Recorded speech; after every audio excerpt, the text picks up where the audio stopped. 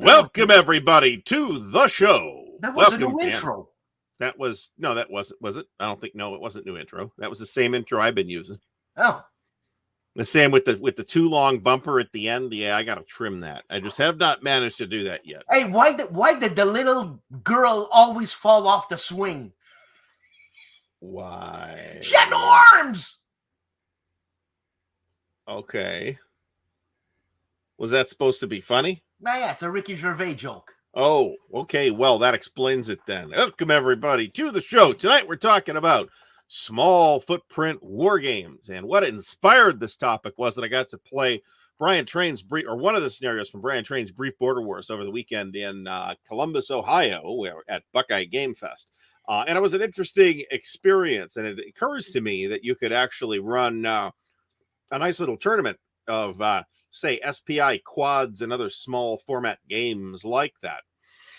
Have you seen the new Gettysburg Solitaire booklet game that is coming out from Worthington, by the way, Dan? No. Yeah, either just came out or is about to come out.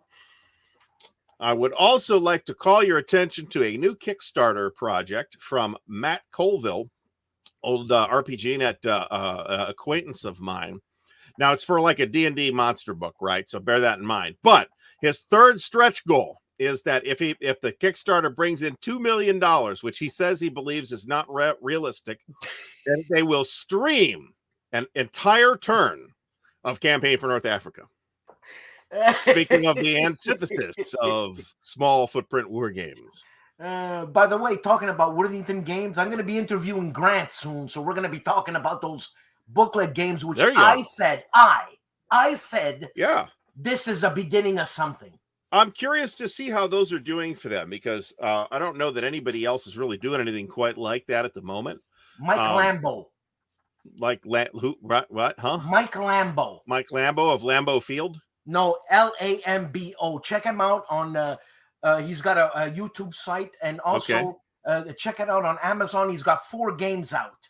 Oh, okay. And he's doing the same thing as Worthington, but I mean different, you know? I like that movie where he goes back to Vietnam and rescues the prisoners of war. There is a Vietnam game. Okay.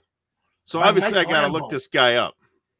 Yeah, Lambo, Lambo. Okay, I don't know that I've ever heard of this fella. No, I know, but it's combat board games. Okay. The guy, he does. He did. I literally cannot search for combat board games. What do you mean cannot search for? Oh, I see. Whatever. Google combat board games, and I will have search results that are not useful. Oh. So anyway, Brief Border Wars. So small footprint war games, and I was gonna, I don't really. This is not a strength of my personal gaming library, but I do have, a lot of these that a lot of, not all the battles are small format. Some of them are quite large, in fact, but a few of them are fairly small. A battle like La Coruña is on a, half or quarter size map, and it can be played fairly quickly and is probably less than 40 counters for the whole game. So I do have a few of those games. Now, of course, that series, the gaps are because of stuff that I pulled off the shelf for Buckeye Game Fest. That series, of course, has its genesis in the SPI quads, right?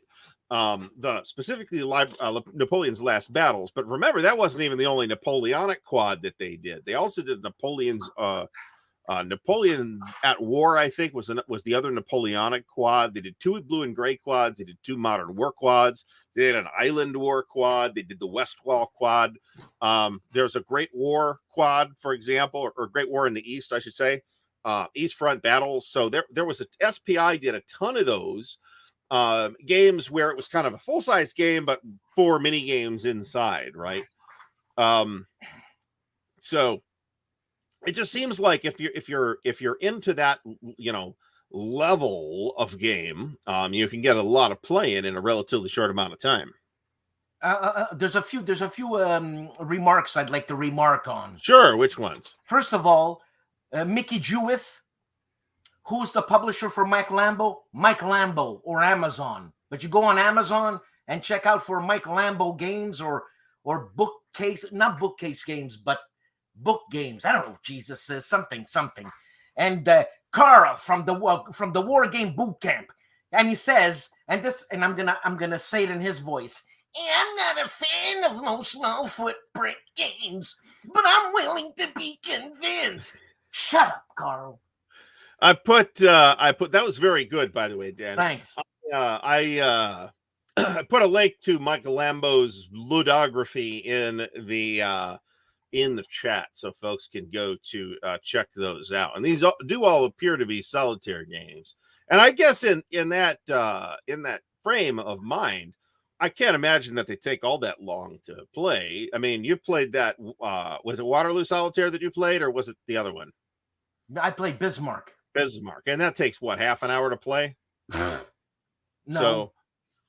So longer, shorter? Well, look, I mean, because I'm hyperactive and all that, yeah, half an hour. Okay, so well, that's what I'm saying is it's it fits the category. It doesn't take 5 hours to play it, right? Absolutely not. So it fits the category that we're talking about. The Napoleonic 20 series, originally from Victory Point Games, and soon to be revived, from what I understand, by our friends and Stiglers at Decision Games. Those should come back at some point. Mike Anthony mentions the Crimean War Quad, which is another one, which is one of the pretty well-regarded ones. There was a 30 Years War Quad too, as I recall. Commands and Colors, no, I don't think so, because it takes I mean, time frame, yeah, I think it does. Most Commands and Colors scenarios, unless you're playing like the Epic Battles or something like that, most Commands and Colors games you could fit in a 2-hour time frame. So yeah, maybe it does, actually, thinking about it. What, because it takes up 2 hours? It only takes about 2 hours to play a Commands and Colors scenario. Yeah, but that wouldn't be small footprint, man. No, that's pretty small. I mean, we're not necessarily talking about postcard games here. We're just talking about games. My general notion is, in the 2 hour or less time frame, right? Well, I can guarantee that this is definitely more exciting than that meeting. Dicey Odds, welcome to the show. TSR Blue and Gray. Yeah, so TSR redid a couple of the quads. They redid Napoleon's Last Battles. They redid the Ardennes quad. And they redid Blue and Gray. Blue and Gray 1, I believe. And that's sometimes the SPI had like an extra game that fit in the quad, but was actually released in S&T. The Great War in the East had one like that, as I recall. William Aarons from South Plainsfield, New Jersey. Okay, so we're looking, when you say small footprint, what's the time average you're thinking about? I'm thinking, so my thought is, so I had this thing happen, it's probably about 8 years ago now, where we go up to the local club, right, which is not a wargaming club, it's a board gaming club. So we go up to Cavs, the club, and they're running where me and a buddy are playing Normandy 44, and we get there at like 10 in the morning. We set it up and start playing. It's like, and we vaguely know that there's a pandemic tournament happening that day, right? And this is, before we had a pandemic, and it didn't leave a bad taste in everybody's mouth yet. So we go up there, and there's a pandemic tournament later. So we're playing. It's about 5 or 6 o'clock p.m. And the pandemic tournament guys come over. Yeah, we're going to start running the pandemic tournament. We don't really need the table. We can work around you. But are you guys going to be done anytime soon? And I look at the time, and I'm like, yeah, we've been playing for, about 7 or 8 hours now. I think we got about 4 more hours to go. And they looked at us like we were friggin' aliens, okay? Like we had just sprouted tentacles and grown a third head. So my basis for this is basically a size footprint and a time footprint that wouldn't scare the delicate sensibilities of Eurogamers. Well, Jesus, 8 hours is scary. There's Eurogames that take that long, right? So it's not, I'm making fun a little bit, but mostly a lot of those people they're not even that casual, but the idea of a long game, like one that takes more than 2 hours, is kind of alien to them. So I'm talking about, they absolutely no more than 3 hour time frame. And the great majority of Commands and Colors scenarios can be played. I was going to say Commands and Colors fits that perfectly. Yeah. Agri Day mentions Maneuver. This is Jeff Horger design from GMT. It's kind of like a card game / chess-like game that has a sort of vaguely Napoleonic flavor without being tied to any real historical period. And I owned it for a while, and it's actually fairly neat. And yes, it would absolutely fit this model as well. And Salerno 43 is pretty close. I'm not quite sure about 2 hours, but it won't take that long to play. That's definitely true. Tannenberg, Mike Anthony points out that the 5th game for Great War in the East Quad was Tannenberg, and he's of course correct. Tim Zales is talking about the Gregory M. Smith design library, as it were, of solitaire games. And generally speaking, you can run a mission with pretty limited table space, and in 2 hours or less. That's in 2 hours, in half an hour. Oh, it depends if you get sunk or not. It might take 10 minutes. But I'm not necessarily talking about low complexity games, by the way. Okay. You know, one small footprint game, you know, could be ASL starter kit. And I don't say starter kit because of the complexity. I say starter kit because the scenarios in starter kit tend to be relatively small. You can have a very small space map in an ASL scenario and it still take 12 hours to play. But there are some small ones too. So there are some ASL scenarios you can play in this kind of format. The D-Day quad from Decision Games. Brian Gash, is that the recent D-Day quad? Because if so, my opinion of that was fairly low, I gotta tell you. Breitenfeld was the 30 Years War quad, fifth wheel. I think I had a copy of Breitenfeld at one point. Hollandspiel, Million Bird mentions the Hollandspiel 3 cup games, Agricola, Charlemagne, and Aurelian. What kind of time? I think those probably fall into the format. And in fact, I think a lot of titles, not necessarily all, but a lot of titles from somebody like Hollandspiel or White Dog Games. I almost said Blue Panther, but yeah, might fall into that. Small Friend Pit got smushed by Bigfoot Monster Games. So I talk a lot about monster games, and I thought like maybe I should give the smaller games a little bit of equal time here. You know what I'm saying?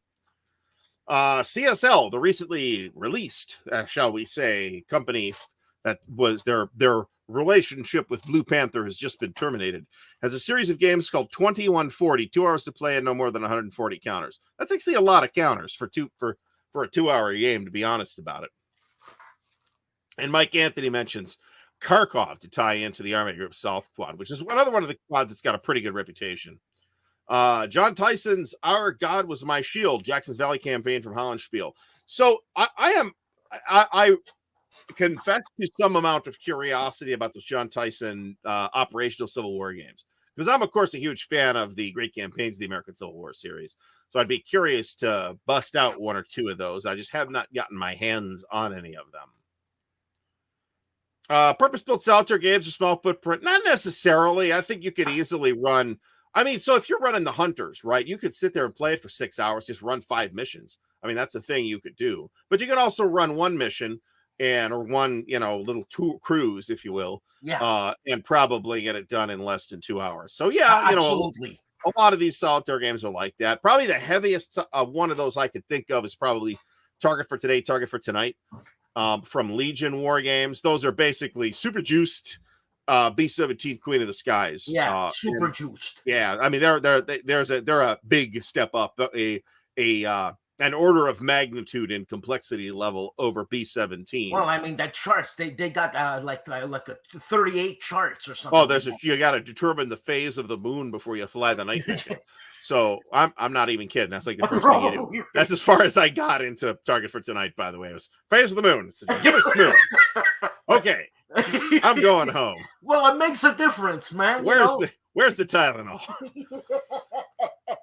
So, Captain Asparagus asks, do any of the card-only games run under 120 minutes? Up front, new Napoleonic titles. I've never played up front, so I'm not even sure. I haven't. I've never played it. I want to play it. I suspect that up front takes more than 120 minutes to play. That's a guess, but no one Avalon. I played a lot of Avalon Hill games. And it's a pretty good guess. I might be wrong. New Napoleonics titles, I think he might be talking about the Chris Moeller games from Compass, and those might come in that time frame as well. Stigler says that the SPI extra game, the 5th wheel, as we're calling it, in S&T, was the best of the entire quad.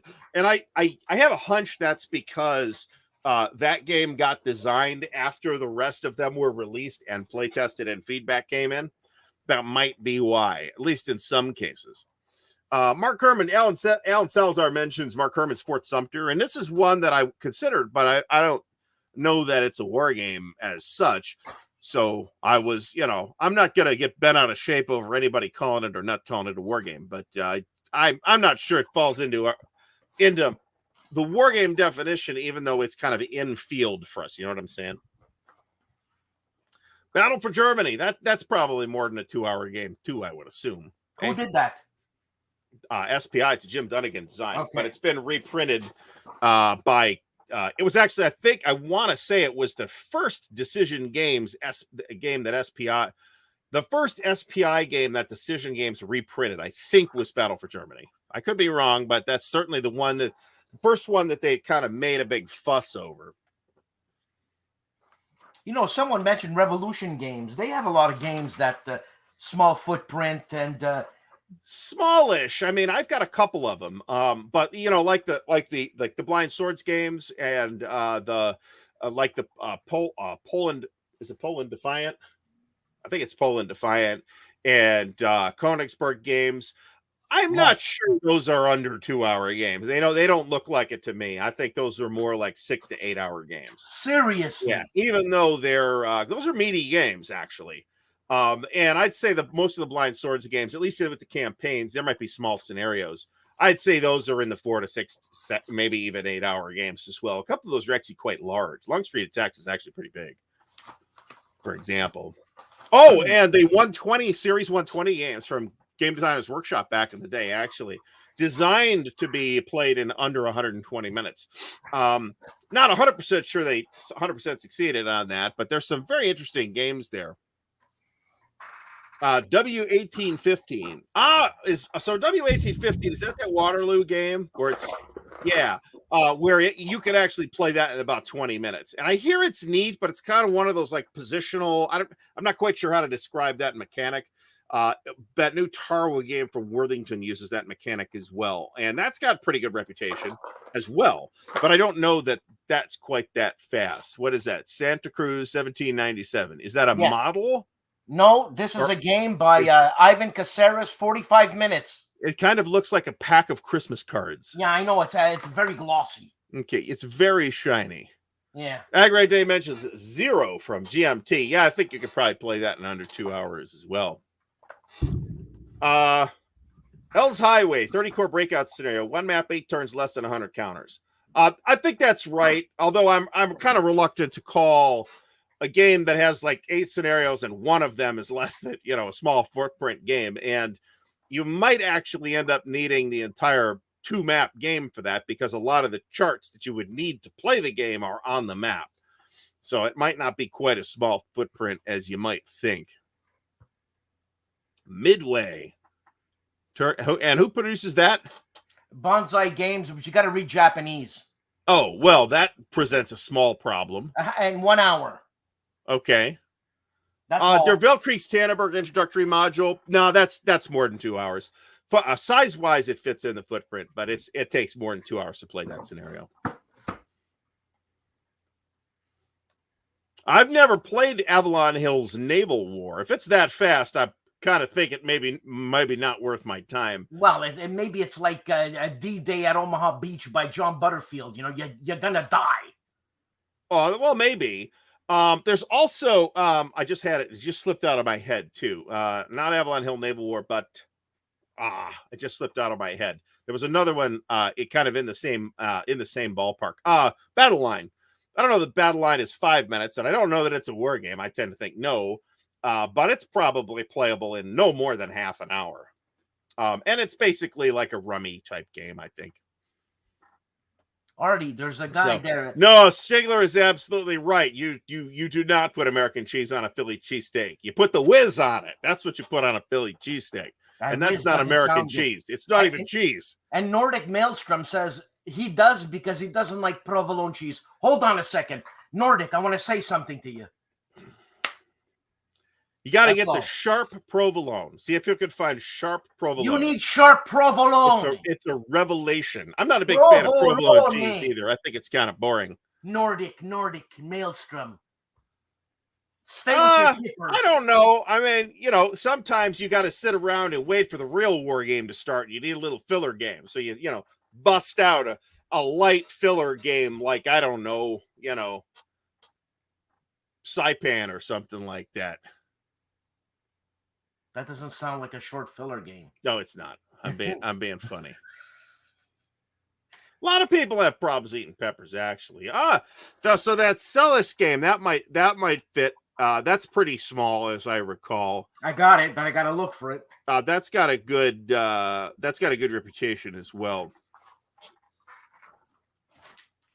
I'll never find it. Undaunted. So Mr. Thompson himself, of whom I cannot speak highly enough, was at Buckeye Game Fest, and I know that he ran some games of Undaunted. We didn't see him. He popped in, waved, wandered out. We didn't see him again for the rest of the day. The next morning, he wandered in, waved, walked out. We didn't see him again for the rest of the day. So we assumed that he was busy conducting black ops missions for the government during that time. I swear to God, that guy's a mystery. So I know. Avalon Hills Creechfield. This might take less than 2 hours. It will take you, in fact, I guarantee it will take less than 2 hours between the time you set the game up and you throw it in the garbage. That will take less than 2 hours, guaranteed.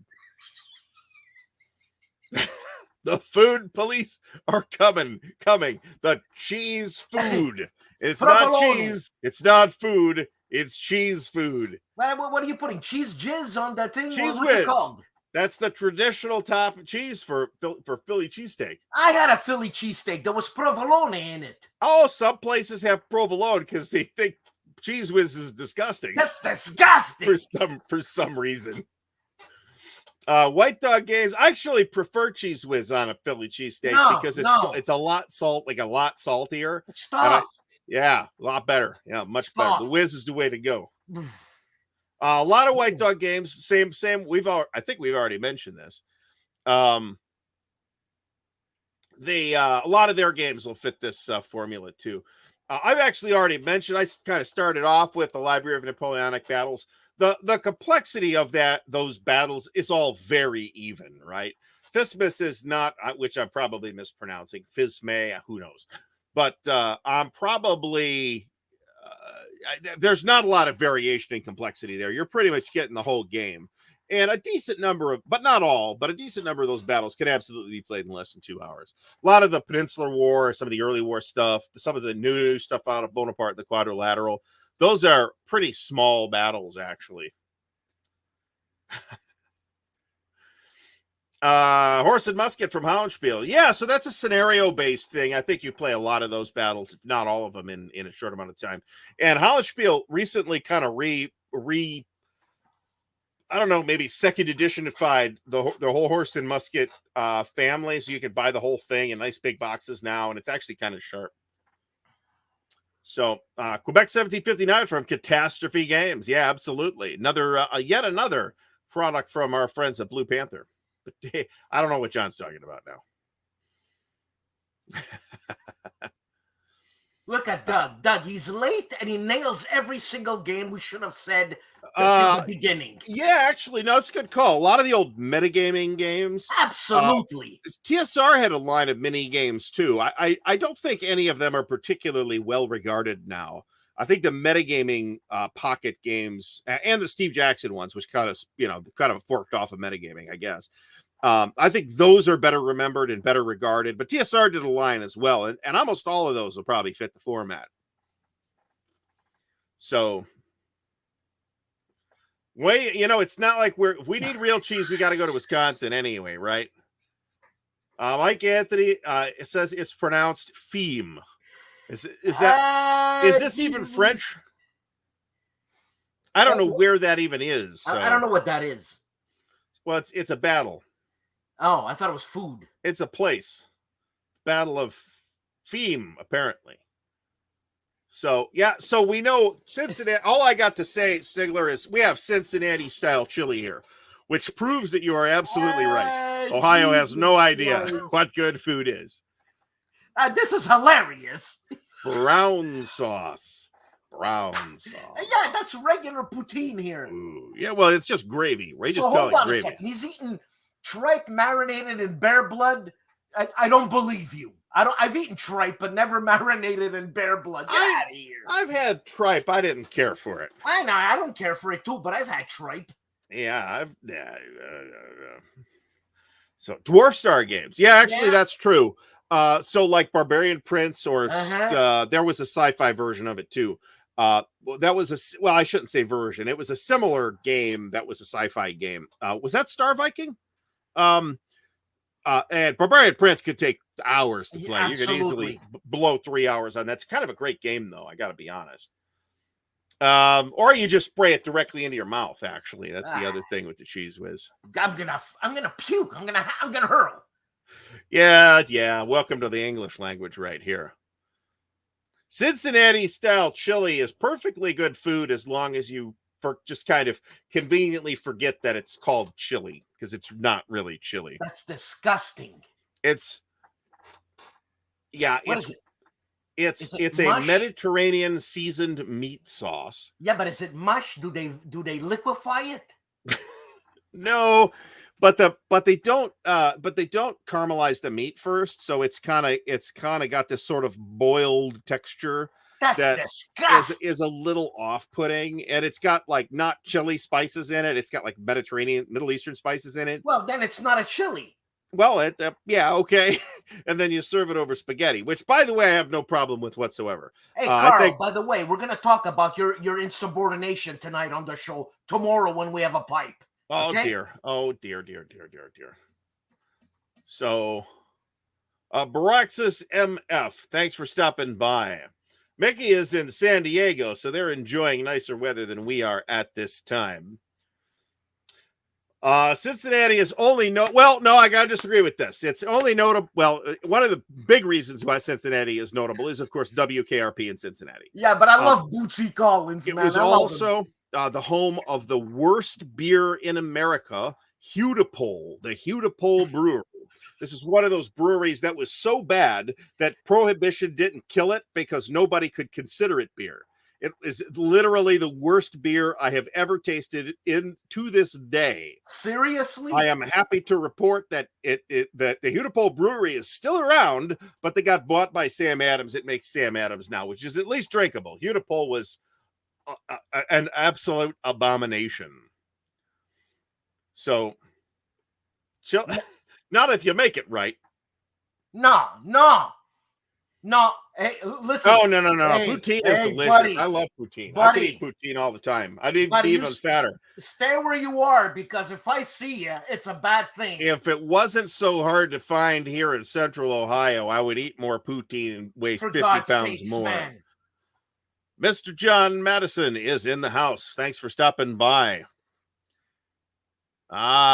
Okay. And the Big Red Machine. Yeah, that's absolutely true. Don't let the Tabletop's Edge tell you that hear you saying that Pete Rose didn't count for much. It'll be words. Imitation processed cheese food substitute. Yes. That's welfare disgusting. Cheese. That was actually pretty decent quality. Why don't you just eat a plastic bag?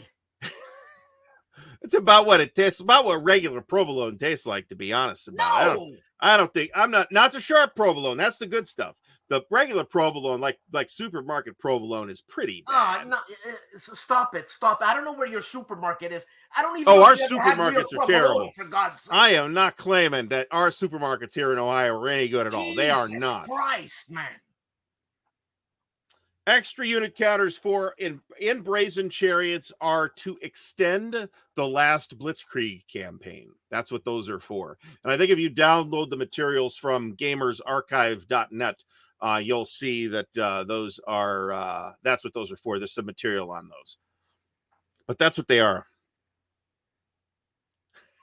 Yeah, there's a consensus is forming, but you're all wrong. No, he doesn't know. Carl has no taste. He's German. Poutine is delicious. They boiled their sausages. The Germans are, the Germans have some pretty good food. I mean, it's not like British food, which is a crime against food. It's the same thing. The Germans and the British people are the same people. I got this theory. They hate each other because they see what they hate about each other in each other. Well, that's actually true. I got this theory about the evolution of British cuisine, which relates back to colonialism. So the British traditionally boiled everything, and their food was like barely even food. Okay, Jesus Christ. but then they had an empire, and like the people from other parts of the empire, like from India, started showing up, and they had like actual food that tasted like something. And the British eventually said, "Oh, I don't know, that food looks like it has some flavor. I don't know if I want to try that." But they eventually tried it and said, "Hey, this tastes like something." But then they had their traditional British food, which doesn't taste like anything because it's all boiled. So they just started to deep fry it all instead. That is why British national cuisine right now is pretty much chicken tikka and deep fried everything. Man, and you know, tonight was a special night. We had some fresh za'atar and some sumac. We put some sumac on our eggs. Super wicked, man. I'm not sure I've ever actually had sumac, actually, but I've had za'atar.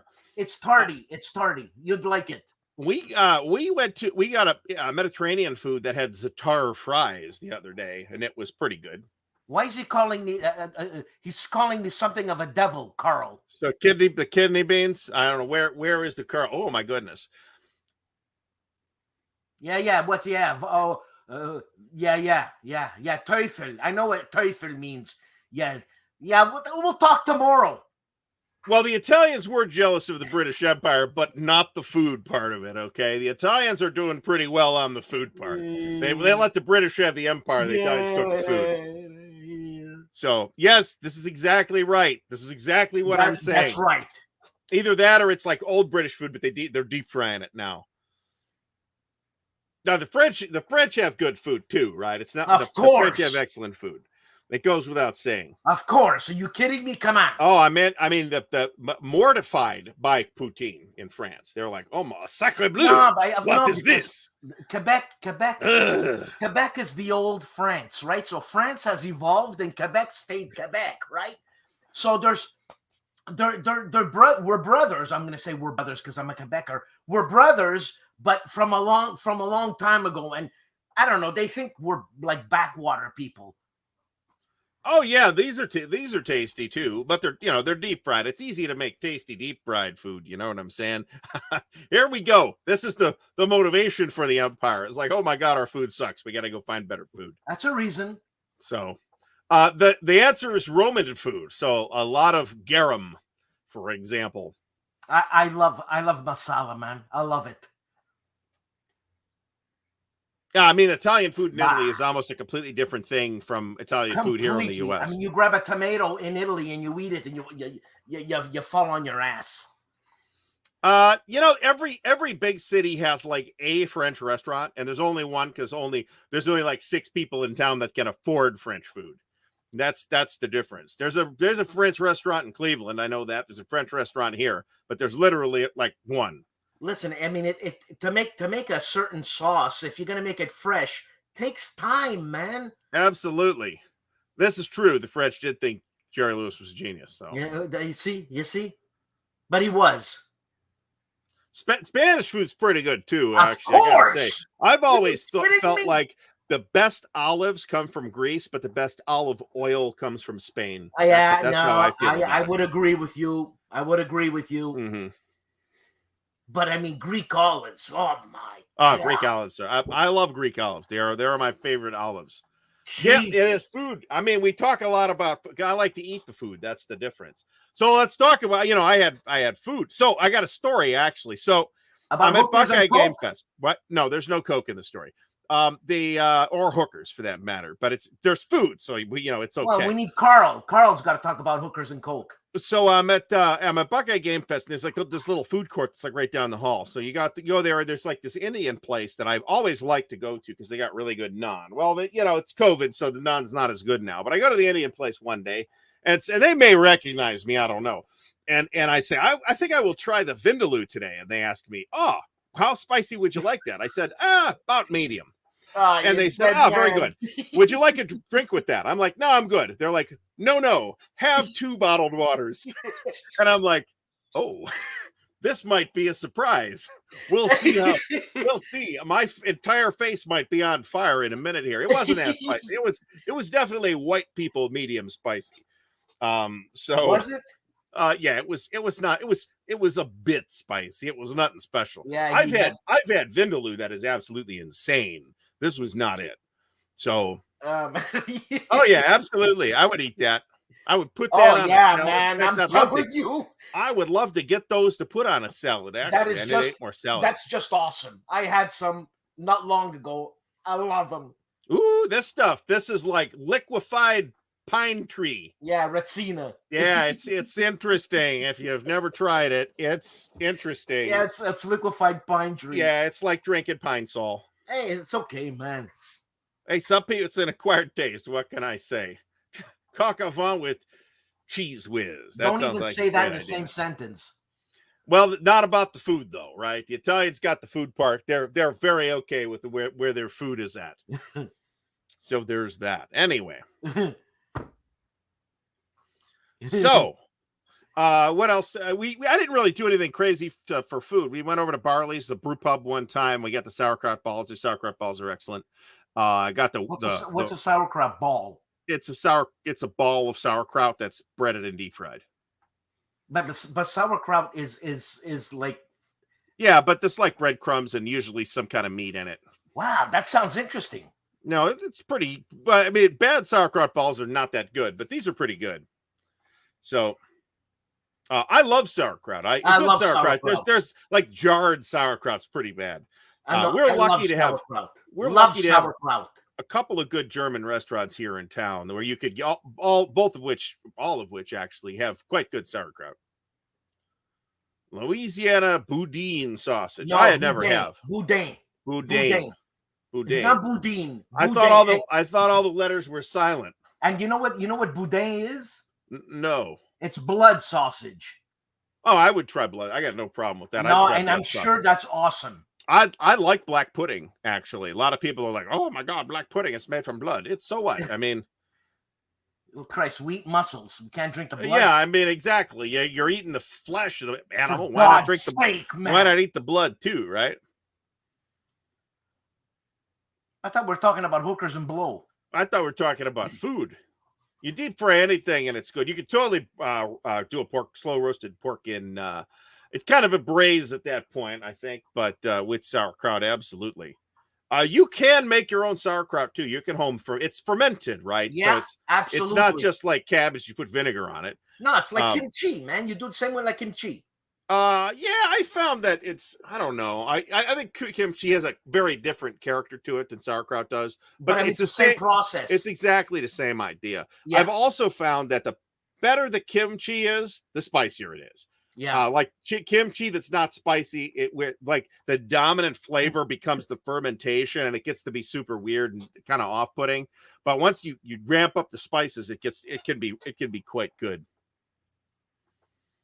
Macaroni, ham, sauerkraut, and portobello mushroom soup for a sauce. Okay, that could be okay. Mike, screw the portobellos. Go get some fresh mushrooms on the road to your forest and try that. That is the show does not endorse that risky behavior. That's not what I'm saying. Please consult your local mycologist before eating any strange mushrooms that you find on the side of the road. Edible, non-psychedelic. Well, not non-poisonous too. That's the problem. I love a good Reuben, actually. We can get a good Reuben here in town. What's a Reuben? A Reuben is a sandwich on rye bread with corned beef, sauerkraut, and Russian dressing. Or sometimes Thousand Island. Okay, sounds good. It's good. Sometimes it'll have cheese on it too. No, it's good. Oh yes, everybody thumbs up the video. That's true. We got 55 people watching, so all of you thumbs up the video. Subscribe to the channel. Stop being lazy. Subscribe to Dan's channel. There's a link in the video description. If you host a Wargame party, what are the essentials for food and beverage? So I'm gonna kind of probably say something unexpected here. I would strongly prefer not to drink alcoholic beverages while gaming of any kind because they make me tired. Yeah. And I'm tired enough. I'd prefer not to be tired while I'm gaming too. So I prefer to stay away from the alcoholic beverage. But that's interesting. If you have grognards, what the hell do grognards know about food? All they know is being groggy. But I'm just saying, if you're having a nice con, having good food I wouldn't do anything. My God, what the hell am I thinking about? Well, so one of the things I always liked about Origins when I came from out of town was the fact that I could eat some good food while I was down here. Right, we'd always go over to North Market. I did go to North Market during Buckeye Game Fest as well. It was super crowded. I went on Saturday. That was dumb. I should have gone on Thursday or Friday. But I got the Thai red curry from Nita's Sushi and Thai over at the North Market. That's very good place.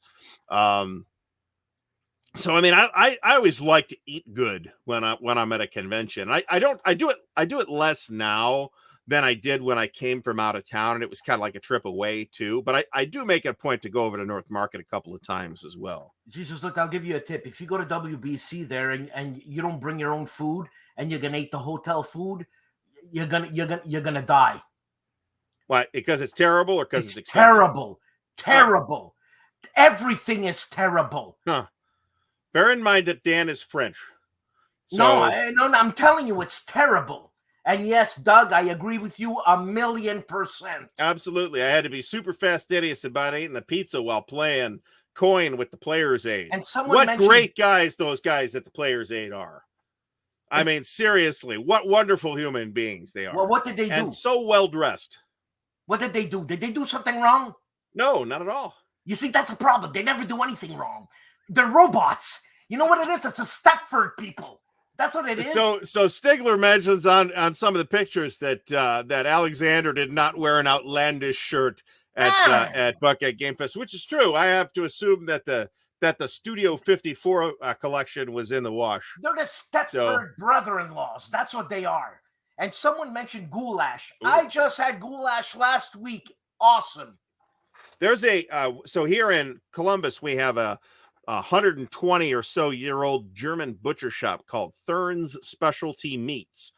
And they have a Lawnjager that is it's like a very heavily cured beef sausage. It's completely shelf stable. You can literally leave it out in a hot tent for 2 weeks and it's fine. I would get a couple pounds of it and we would take it camping with us. It's delicious. It's a jaw workout, but it's delicious. Jerky. It's a jerky. It's not really a jerky. It's a sausage. It's more like a Slim Jim type of sausage, but it's way tougher. It's got a lot more flavor. Slim Jims are kind of disgusting, I think. They're disgusting. Aldi's has good pastrami. Okay, maybe. Old Chestnut says the WBC's food is bad. See, I heard that the food was good. It was just expensive. Horrible. Schlotsky's Deli. Ugh. Schlotsky's Deli's not very good. Ugh. Go to New York City and get a pastrami sandwich, man. Or go to Cleveland and get a pastrami sandwich at Slyman's. Or Columbus and get a pastrami sandwich at Katzinger's. It's one of the first things I did when I came here was find out where to get the good corned beef and pastrami because it's difficult, right? But there's a place that has good pastrami and corned beef. Schlotsky's is garbage. Schlotsky's is like Kroger quality. Don't you guys have any smoked meat places? Yeah, we got Thurn Specialty Meats. They literally smoke the meat right there. That's what you got. Now, we don't have like the Montreal style smoke. Yeah, no, but meat. I mean, if you smoke your own meat, man, already you're a winner. Oh, yeah. I'd like to get a smoker at some point, but we're going to buy a better house first. Jalapeno burgers if you're drunk. So drunk good food is a kind of a different category of cuisine. No, man. I wish I could pull up a picture of what I was eating. I couldn't believe it. Mm-hmm. I couldn't believe it. So I mean, I don't know. I went through the schedule for the year today, and a couple online conventions aside where I don't have to leave home for. I'm going to go to Origins in June, WBC in July. I think it's in July, and Compass Expo in November. That's the plan. Jesus. It's true. You got one of those jobs where you're God at work. I've got a day trip to WBC though, so I mean, I'm not gonna, I might spend a night in a hotel, but probably not that hotel. So I'm it's not like I'm gonna be there the whole week, and I'm only taking 2. How long are you gonna be there? I plan to be there the entire Saturday. That is the plan.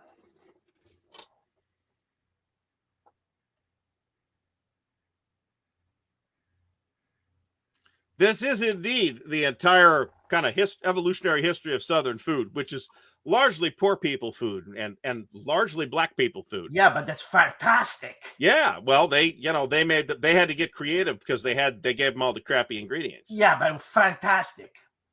Cajun boudin is boudin blanc and not made with blood or entrails. A mixture of rice and various meats. Artie, Okay. Boudin blanc. Boudin blanc. I'm not French, man. You pronounce And it you know what? You know what, Brent? Why do you have to piss me off? I know that Boudin blanc is not made out of blood. Jesus Christ! The steak. Well, I mean, there's a lot of cows in. You know what I mean? Texas, What's the matter with that guy? I would assume. I actually like the flavor of jalapenos a little better than the flavor of habaneros. I mean, the heat level's pretty different, but the heat level varies wildly in jalapenos.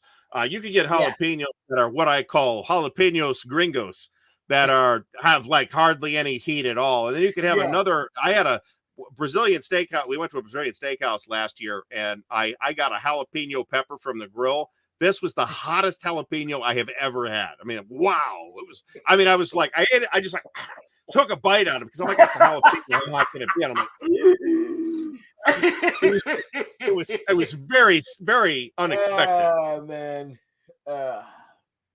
So North Carolina barbecue is fantastic. That's my favorite style of barbecue, actually, is North Carolina. And South Carolina barbecue is pretty good too. My least favorite style of barbecue is Kansas City barbecue, where it's just whatever, where you just bury it in a sickeningly sweet sauce. I'm not a big fan of that. And Toyle asked about GMT weekend at the warehouse. I know what happened. I don't really have any information about it other than that. Hatch green chilies are great, actually. I think. So it's a specific type of green chili that is grown only in New Mexico, and they usually roast them, and sometimes you get them in jars or frozen or whatever. They're really good green chilies. They're not hard to find now in either cans or jars. Let me put it that way. But they're probably like the best American green chilies. They're really good. I like poblanos. I like poblanos too. I use a lot of poblanos because they're not very.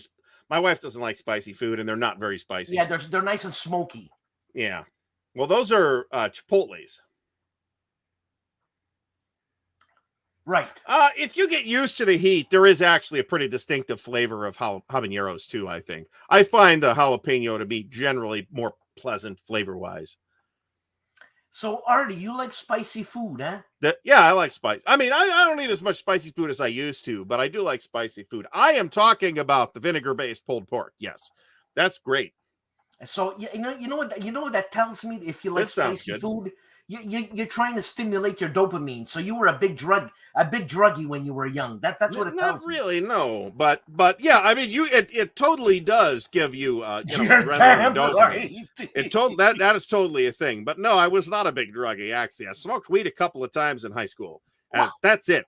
Brent is Cajun with the last name like that. Well, what's his last name? What's his last name? Guillory. I mean, if you saw it spelled, you'd know it was French, right? John C. I didn't know. My apologies. So, yeah. We got to talk. Because you know what? My girlfriend, I was going to say is Cajun, but you guys come from her because she's a Cadian. So like, you guys became Cajuns. The Canadian Cajuns. Yeah. We actually have mentioned these, but it's my opinion, and I'll be happy to be corrected on this, that most of those are going to take a little longer than 2 hours to play. So yeah, I'm looking forward to checking out WBC though. But I'm gonna El Cheapo it this first year at least, and just go for like the for 1 day. What I think I'm gonna do is come out Friday night, get that hotel room so it's convenient. Spend the whole day Saturday there, spend the night, and then go home on Sunday. That's the plan. That means I have to drive. If I do that and I stay there 1 day, it's 20 hours of driving. Is that one way? No, both ways. Well, that's what I'm saying. It's probably 3 hours for maybe 4. Yeah, that's why it's easy for you to say, man. Well, yeah, but I'm still gonna. I still don't want to like leave at 5 p.m. and drive 4 hours to get home. So I'm gonna stay the night. I'm sure it may or may not be at that hotel, but Well, I mean, if you're gonna stay one night, why don't you get it at that hotel? that's my thinking. Yeah, depends what it costs though. The Ah, Steiner 150 house. bucks. Steiner. Every time I see somebody's name Steiner at work, I'm always like Steiner. Who was that forward soccer player in Germany? What I keep thinking Stigler. I got Stigler in my head. Go figure. Only going for 9 days. Yeah, I've got to check it out. I've never been to WBC. I'm looking forward to Bring seeing your it. food or get a kitchenette. And I think we're gonna do something similar at I think Winter Offensive, which is not this year. It's in January, where we go out on Friday and stay the night, spend the whole day Saturday there, and then come home on Sunday. We did that last time, and I managed to get an entire day of high quality gaming with great campaigns of the American Civil War in. ASL Open next month in Montreal. Did they contact you, Dan? Why would they contact me? Well, Agray Day says he asked the club organizer to email you. Shit. No. Did you spam bot that? No, did you spam I bot that email? I checked my spam. Tell Tell him to do it again. Be spam. Tell him to do it again. Spam. Well, you should have it, right? I'm curious about these as well. I gotta say, games, man, it's unbelievable, and it's his son who does the artwork. Awesome.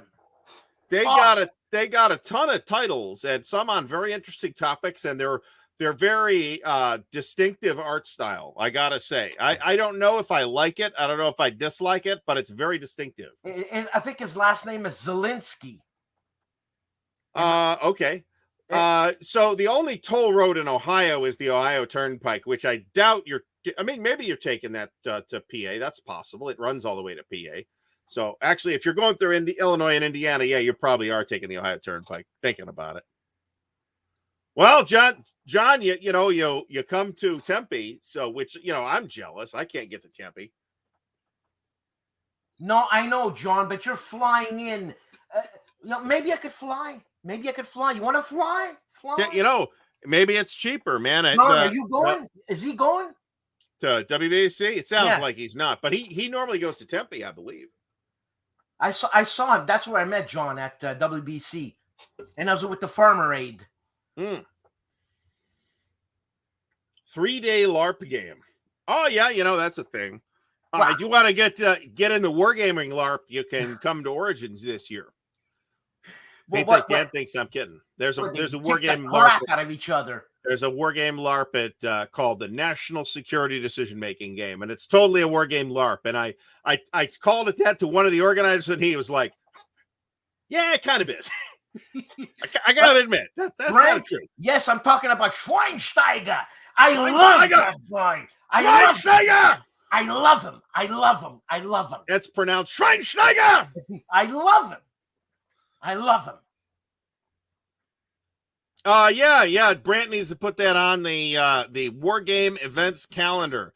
CASLO, the Canadian ASL Association. Okay, I'm gonna look. If I don't forget after this broadcast, God damn it, I want to check it out. And you know what? If I go down, I'm gonna play a game finally, and I'm gonna bust my brains. I'm gonna do it. We're going to find a fine game of... Oh, I got to play Fire in the Lake over the weekend, too. It was fun. So that was cool. Oh, Fire in the Lake. That's the coin game you played on video with Mark Herman, remember? No, I thought I remember that, and I wasn't in the fucking game. So... Stonewall Sword. A lot of the Blind Swords games are a nice size, nice compact games. Long Street Attack is pretty big. It's 2 maps.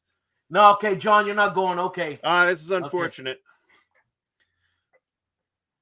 Yeah, I suppose this is true. Jesus. 26th annual Canadian ASL Open Suburbs of Montreal, May 2021 and 22. Another thing that's coming up, a virtual convention. No, but a great day. It's a competition. These guys are not going to want to bust around with me and have a few laughs. they're competing. No, And you're going to go and interview people between games. That's what you're doing. Are you kidding? These guys are drier than pretzels, man. Come on. That's possible. Yeah, that's possible. I don't know. It on paper, it sounds very attractive. Oh, yeah, definitely. So, yeah, Carl, I guess you haven't seen many movies. I mean, come on. Everybody knows the Germans are shouting all the time. Every time I have a pipe with Carl Kreider, he's always yelling. Steiner! He's always shouting.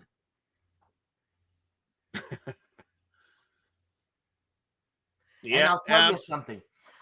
Artie, what did Patton want to do when he when the Americans when the Germans were finished? What did Patton want to do? What did he say? He wanted to go fight the Russians. Tell me he wasn't right. It's in the movie. Yeah, that's a different. I mean, come on, it would have been a different world right now. The problem isn't that they're Russians. The problem is that they're dicks. They were dicks at the time, and they're dicks now. Yeah. So and so Patton wanted to go in, and someone stopped him, and that was a mistake. I rest my case.